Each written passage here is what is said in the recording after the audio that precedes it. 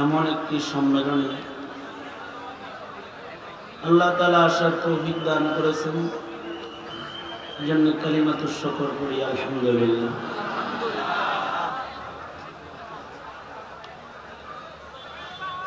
আপনারা কি অন্য কোনো ধ্যানে আছেন? একটু এইদিকে থাকেন। মামুনুল হক সাহেব চলে আসছে, পাবেন। আমরা কিছু বলি, ওগুলো শুনেন। আমাদের কথা শোনা যাবে না, ওনার কথা শুনি। উনি আসবেন। উনি আসার আগ পর্যন্ত যেই আসে এখানে তাদের কথা শুনেন, নিজেরা বিশৃঙ্খলা না করে সময়টাকে কাজে লাগান। হায়াতের এক একটা সেকেন্ড অনেক দামি, জায়গা ছোট, উপস্থিতি বেশি। এই কারণে আপনারা যদি ধৈর্য সহকারে না শোনেন তাহলে যারা বলবেন তারা বলতে পারবেন না। সুতরাং আমি আপনাদেরকে মনোযোগ আকর্ষণ করছি। আপনারা দুনো হাত উঠে তুলেন তো, দুনো হাত তোলেন। আমার কথা শুনতেছেন? সোজা করেন, সোজা করেন, আঙুল খুলে দেন, নাড়াচাড়া দেন তো। জবান খুলে আওয়াজ করে বলেন, এই পতাকা নামা, পতাকা নামা। জবান খুলে আওয়াজ করে বলেন সুবহানাল্লাহ। সমাবেশ আইছ, ওয়াজ মাহফিল এটা। আওয়াজ করে বলেন সুবহানাল্লাহ, আলহামদুলিল্লাহ, লা ইলাহা ইল্লাল্লাহ, আল্লাহু আকবার, আল্লাহু আকবার। উঁচু আওয়াজে বলেন আল্লাহু আকবার। হাত নামান। এই যেমন আমার দিকে ছিলেন, একটু এরকম নীরব থাকলে আর এই দিকে থাকলে আপনাদের আমাদের সবাই উপকার, আল্লাহ খুশি হবে। উদ্দেশ্য কি মাহফিলের? মাহফিলের উদ্দেশ্য হইল আল্লাহর ভালোবাসা পাওয়া।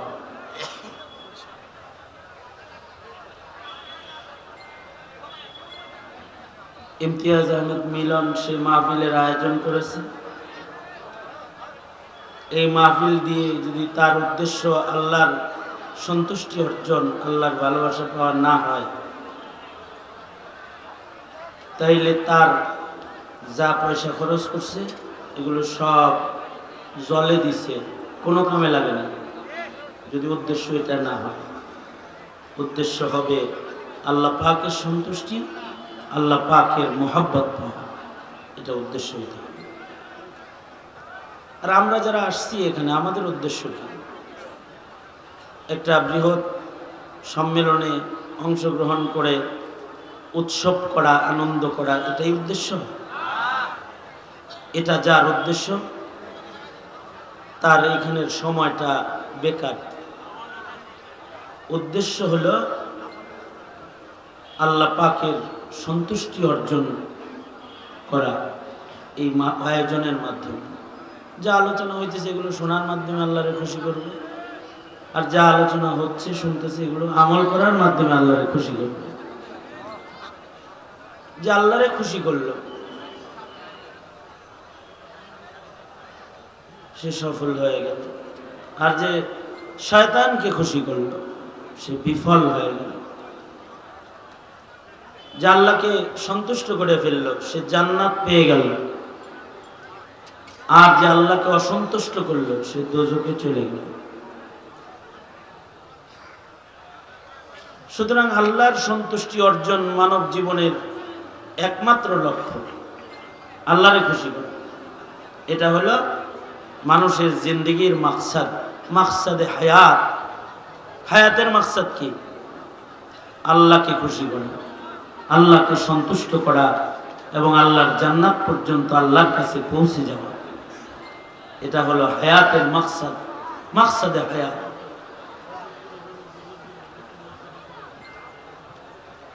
যারা এই মাকসাদকে হাসিল করলো, সফল করলো, তারা কামিয়াব।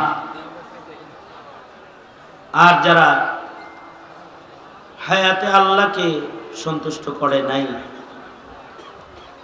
নিজেকে সন্তুষ্ট করেছে। কেউ আছে টোটাল হায়াতে নিজেরে সন্তুষ্ট করে, অনেকে আছে আল্লাহরে সন্তুষ্ট করে না। তার মুখের ভাষা হয় আমি আলহামদুলিল্লাহ হ্যাপি, এরকম একটা ভাষা হয় তার, আমি খুশি। সে খুশি, কিন্তু তার উপরে আল্লাহ খুশি না। কেউ আছে নিজের সন্তানকে খুশি করে, বিবিকে খুশি করে ফেলে, নিজের শেষ করে দিয়া সন্তান বিবিকে বাড়ি গাড়ি করে দিয়ে গেছে, তারা বাবার উপরে খুশি, আল্লাহ খুশি। আর কেউ আছে এদের উপরে আল্লাহ খুশি। হতে পারে বিনিময়ে তার নিজের কষ্ট হয়েছে, সে সুখে ছিল না, দুঃখে ছিল, সে জেলখানায় ছিল, সে অত্যাচার ভোগ করছে, সে কষ্ট ক্লেশ সহ্য করছে। হতে পারে তার বিবি 3 বেলা খাবার পায় নাই, তার সন্তানরা বাবার কাছ থেকে বড় বিল্ডিং গাড়ি বাড়ি পায় নাই, এগুলো পেয়ে খুশি হয় নাই, কিন্তু তার জিন্দেগির কোরবানি দিয়া, আমল দিয়া সে আল্লাহকে খুশি করে গেছে, সে কামিয়াব হয়ে গেছে, সফল হয়ে গেছে। এই সফলতা মনে মনে মন কলা খাইলেই আসে না, অথবা এই সফলতা এমনি এমনি সহসা আসে না, এর জন্যে লম্বা কোরবানি লাগে, ইবাদতের জিন্দেগি লাগে। ওয়াজ শোনার জিন্দেগি অনেকের আছে, ইবাদতের জিন্দেগি কম মানুষের আছে। ওয়াজ পড়া এবং ওয়াজ শোনা উভয়টাই সহজ, ওয়াজের আমল করে জিন্দেগি করা এটা কঠিন। যারা এটা করে, আমল করে, তারা সফল হয়ে যায়। তারা দুনিয়াতে কষ্ট করলেও, দুনিয়াতে করছে তারা ইবাদত, মেহনত, কবরে তারা করবে আরাম, আর জান্নাতে তারা আল্লাহ পাকের কাছে যায় ভোগ বিলাস করবে, বিলাসিতা, কবরে আরাম করবে। ইসরাফিলের বাঁশি পর্যন্ত কবরে তারা আরাম করবে। দুনিয়া তাদের জন্য ইবাদত গাহ, আর কবর তাদের জন্য আরাম গাহ, আর জান্নাত তাদের জন্য আয়েশ গাহ। জান্নাতে যারা যায় তারা আয়েশ করবে, এর জন্য মেহনত লাগবে। মেহনত হলো আল্লাহ যে হুকুমগুলা করছেন এই হুকুমগুলা পালন করা আর নেককার হওয়া। কারণ নেককারকে আল্লাহ পছন্দ করে, ভালোবাসে, নেককারের উপরে আল্লাহ খুশি। ইন্নাল্লাহা ইউহিব্বুল মুহসিনিন, যারা নেককার তাদের উপরে মহান আল্লাহ খুশি। এই কারণে সাহাবায়ে কেরাম অনেক নেক কাজ করছেন। নেক কামাই করতে গিয়ে বাড়ি গাড়ি করতে পারেন, ইবাদত করতে যায় ঘরও ছিল না। ইবাদত করতে গিয়ে তারা দুনিয়ার সাথে সম্পর্ক তাদের হয় নাই, ইবাদত অনেক বেশি করছে। সারা রাত নামাজ পড়ছে, আমরা সারা রাত ফেসবুক দিই, আর ওনারা সারা রাত নামাজ পড়ছে, সারা রাত কোরআন পড়ছে, 2 রাকাতে খতম করে ফেলছে। আমরা সারা রাত গল্প করি। এই তো হালাত পরিবর্তন আমাদের। তাদের মেহনত অন্যরকম। রাতের বেলায় কোনোদিন ঘুমায় নাই, ইবাদত করার জন্য। কি করার জন্য? ইমামে আজম আবু হানিফা রাহমাতুল্লাহ আলাইহি 40 বছর রাত্রে ঘুমান নাই, এশা রজু দিয়া ফজরের নামাজ পড়েছেন। সুবহানাল্লাহ। আগামীকাল বলি, আগামীকাল তো ওয়াজ মাহফিল আর একটা যাইবেন, ওটা যে কই আমি আবার বলি, 40 বছর রাত্রে ঘুমান নাই, এশা রোজু দিয়া ফজর পড়ছেন 40 বছর। আর হজ্জে বাইতুল্লাহ করছেন 55 বার। কতবার? 55 বার হজ করছেন ইমামে আজম আবু হানিফা। 2 রাকাত নামাজে কোরআন খতম করছেন অহরহ। মেহনত করছেন, আল্লাহ পাওয়ার মেহনত, আল্লাহকে পাওয়ার জন্য মেহনত করছেন। দুনিয়ায় থাকছেন কিন্তু দুনিয়া তাদের ধরে নাই। এ কারণে ওনাদের দেখলেও আল্লাহর কথা স্মরণ হয়েছে। खुदा याद आती है जिनको देख कर वो नूर के पुतले, खुदा याद आती है जिनको देख कर वो नूर के पुतले, नबूवत के वारिस है वही है जिल्ल रहमानी, यही है जिनके सोने को फजीलत है इबादत पर, इन्हीं की इत्तिका पर नाज करती है मुसलमानी। আজব হায়াত ছিল, দুনিয়ার সাথে সম্পর্ক নাই, কিন্তু দুনিয়ায় চলতো, দুনিয়া তাদের গায়ে লাগতো না।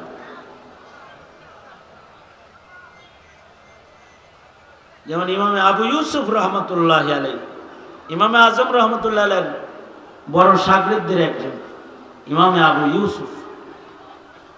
প্রতি রাতে, এই এদিকে তাকা বেটা, তাহলে না সুবহানাল্লাহ কইতে পারবে, প্রতি রাতে 200 রাকাত শুধু নফল নামাজ পড়তে। আমি আবার বলি, ইমাম আবু ইউসুফ রহমতুল্লাহ আলাইহি প্রতি রাতে 200 রাকাত নফল নামাজ পড়তেন। 200 রাকাত। কোনো কাম ছিল না ওনার, এর লেগে খালি নামাজ পড়ছে, কাম ছিল না তো। ছাত্র পড়াইছে, ইমামের দায়িত্ব পালন করছে, কাজীউল কুযাত ছিলেন চিফ জাস্টিস, প্রধান বিচারপতি, হারুন রশিদের প্রধান বিচারপতি। প্রধান বিচারপতি হওয়ার পরেও কি বিচারপতি মানিকের মতো বিচারপতি মনে করছে না? হ্যাঁ, সরকারের পাঁচাটা গোলাম বিচারপতি না।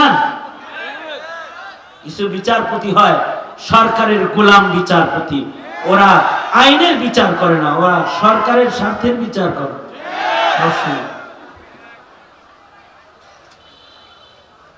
তাদের মধ্যে একজন হলো কালামানিক। কি হয়েছে? ক্ষমতা যখন গেছে, বিচারপতির মসনদের আরাম না, কলা পাতায় শুয়েও শান্তি নেই। কি পাতায়? কিন্তু ইমাম আবু ইউসুফ রহমতুল্লাহ আলাইহি উনি চিফ জাস্টিস ছিলেন, ওনার বিচারের চেয়ারকে হারুনুর রশিদও ভয় পাইত। হারুনুর রশিদ খলিফাতুল মুসলিমিন ভয় পাইত। এই সব করার পরে প্রতি রাতে নফল নামাজ পড়তেন 200 রাকাত। কারণ কি? ইন্নাল্লাহা ইউহিব্বুল মুহসিনিন।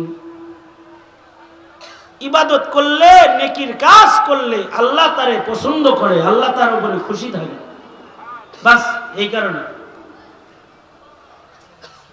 সাঈদ ইবনে মুসাইয়িব রাহমাতুল্লাহ আলাইহি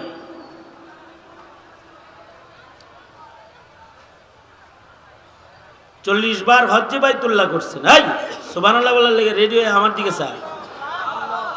সাঈদ ইবনে মুসাইয়িব 40 বার হজ্জে বাইতুল্লাহ করছেন, 40 বছর লাগাতার তাকবীরে উলার সাথে নামাজ পড়ছেন, আস্তে আস্তে সুবহানাল্লাহ একটু পরে করেন, এবং 40 বছর আযান হওয়ার আগে মসজিদে ঢুকছেন 5 বেলা।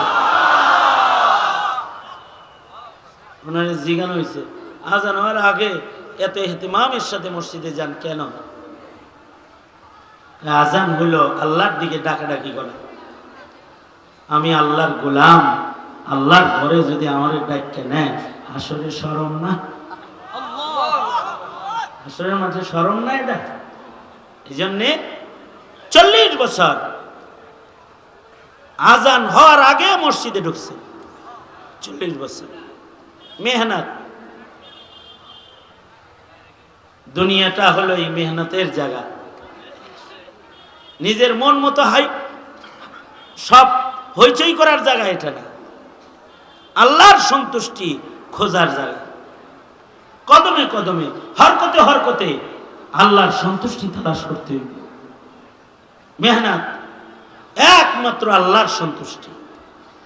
নেকির কাজ করতে হইব, ওয়াজ শুনতে হইব আল্লাহকে খুশি করার জন্য।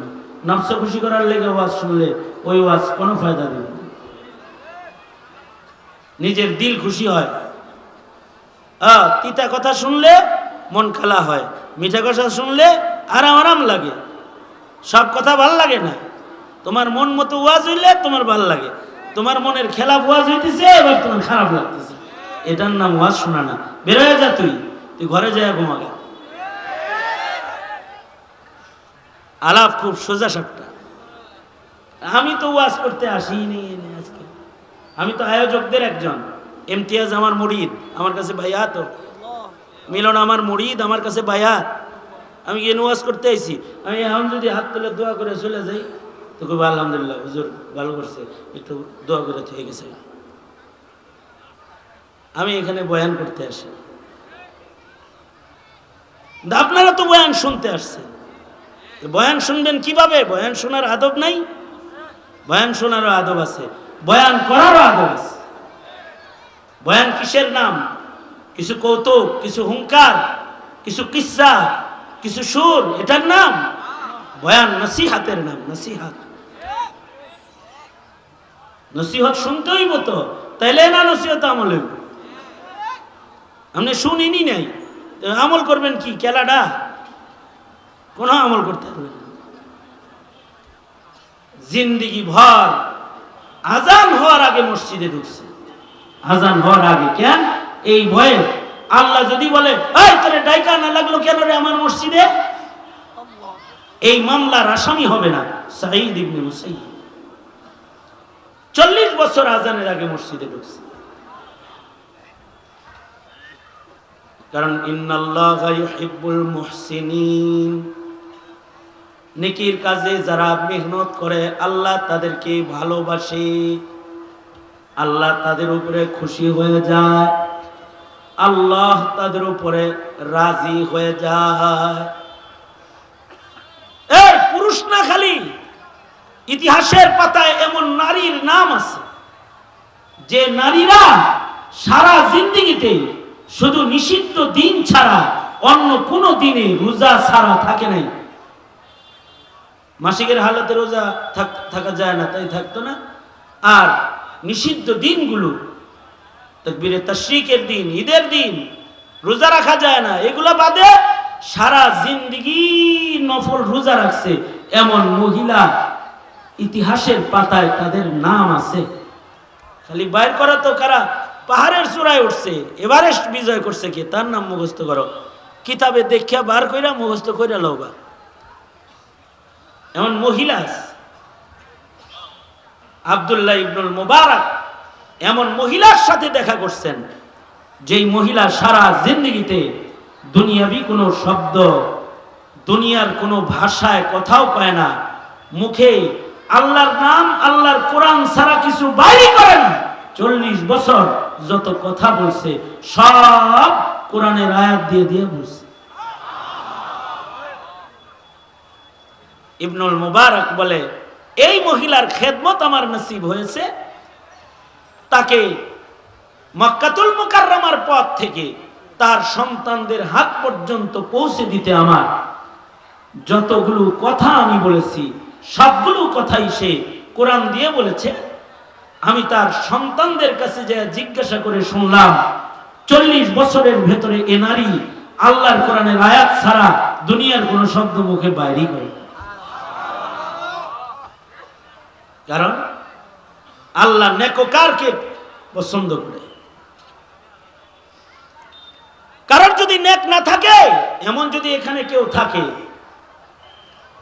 আমার মতো কেউ যদি গুনাহগার থাকে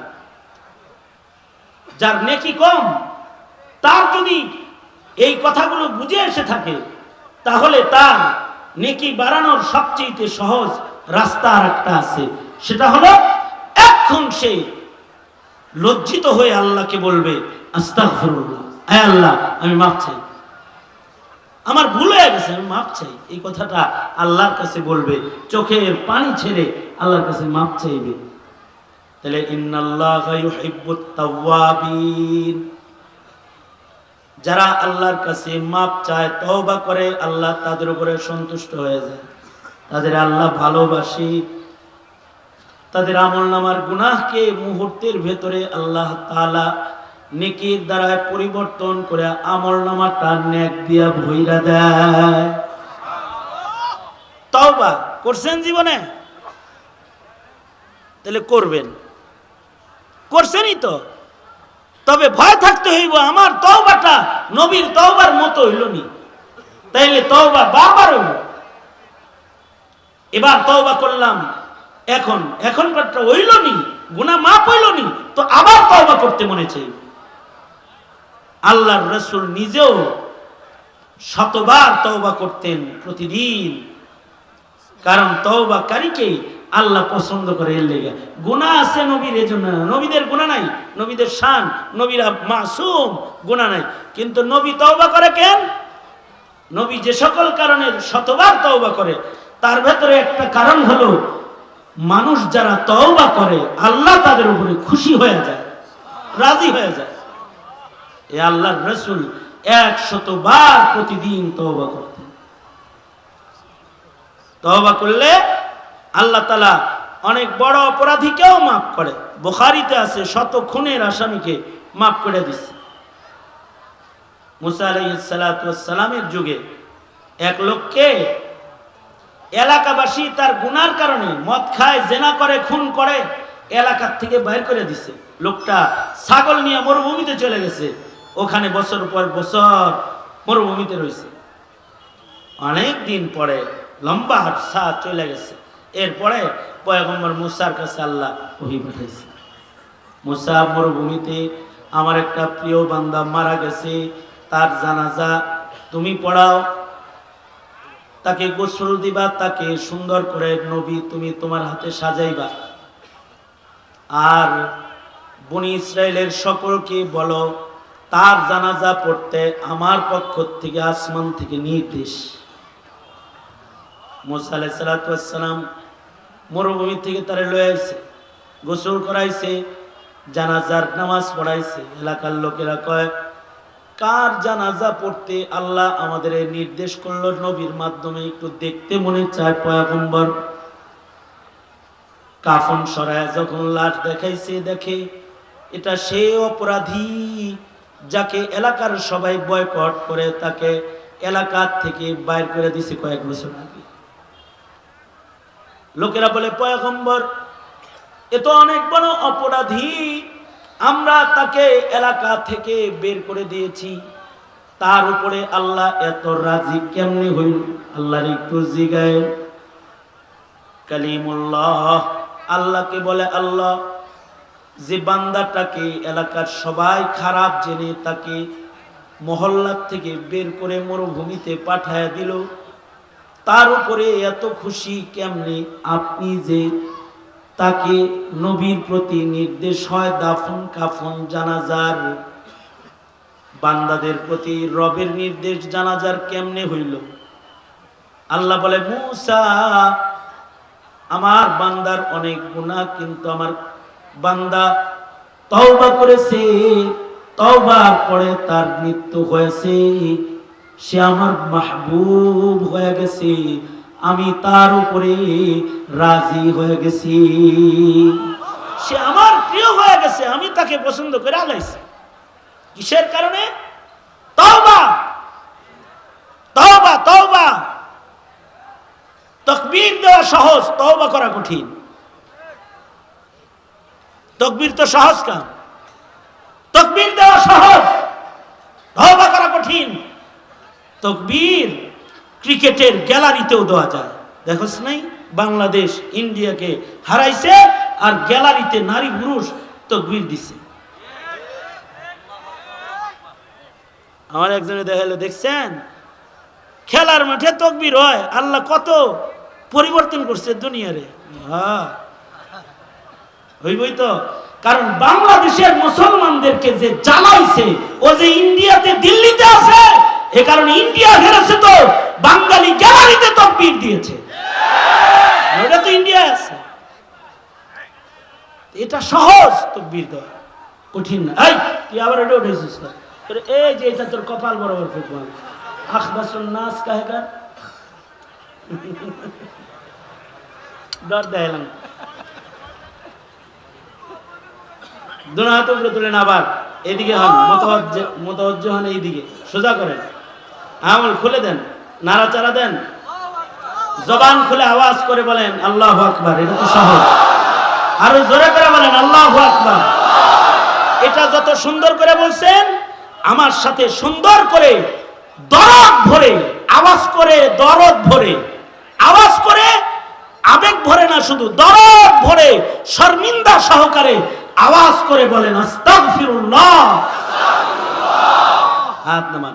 সম্মিলিত ইস্তেগফারের সময় চলছে এখন, কারণ মানুষ সম্মিলিত গুনাহ করে এখন বেশি। জামাতবন্দি গুনাহ করে, যারা জামাতবন্দি গুনাহ করে তাদের তওবা কি একা একা না জমাতে? হ্যাঁ কি প্রশ্ন করে, তাদের তওবা কি? তওবা জামাতে। তওবা একলা একলা করলে হইব না।